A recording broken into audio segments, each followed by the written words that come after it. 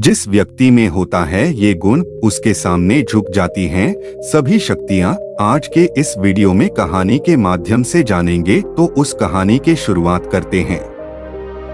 एक बार भगवान गौतम बुद्ध अपने शिष्यों के साथ किसी पर्वतीय स्थल पर ठहरे थे। शाम के समय वह अपने एक शिष्य के साथ भ्रमण के लिए निकले। दोनों प्रकृति के मोहक दृश्य का आनंद ले रहे थे।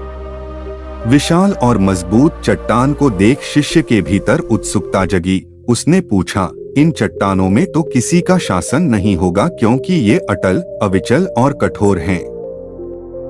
शिष्य की बात सुनकर बुद्ध बोले कि नहीं, इन शक्तिशाली चट्टानों पर भी किसी का शासन है। लोहे के प्रहार से इन चट्टानों के भी टुकड़े टुकड़े हो जाते हैं। इस पर शिष्य बोला, तब तो लोहा सर्वशक्तिशाली हुआ। बुद्ध मुस्कुराए और बोले, नहीं, अग्नि अपने ताप से लोहे का रूप परिवर्तित कर सकती है। उन्हें धैर्यपूर्वक सुन रहा शिष्य बोला, इसका मतलब अग्नि सबसे शक्तिवान है। बुद्ध ने फिर उसी भाव से उत्तर दिया, नहीं, जल अग्नि की उष्णता को शीतलता में परिवर्तित कर देता है तथा अग्नि को शांत कर देता है। शिष्य कुछ सोचने लग गया। बुद्ध समझ गए थे कि उसकी जिज्ञासा अब भी पूरी तरह शांत नहीं हुई है। शिष्य ने फिर सवाल किया, आखिर जल पर किसका शासन है? भगवान बुद्ध ने उत्तर दिया, वायु का।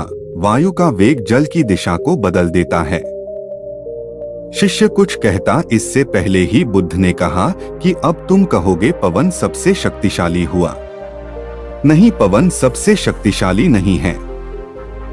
सबसे शक्तिशाली है मनुष्य की संकल्प शक्ति, क्योंकि इसी से पृथ्वी, जल, वायु, अग्नि इत्यादि को नियंत्रित किया जा सकता है। जीवन में कोई भी महत्वपूर्ण कार्य संकल्प शक्ति के बगैर असंभव है, इसलिए अपने भीतर संकल्प शक्ति का विकास करो। नमः बुद्धाय।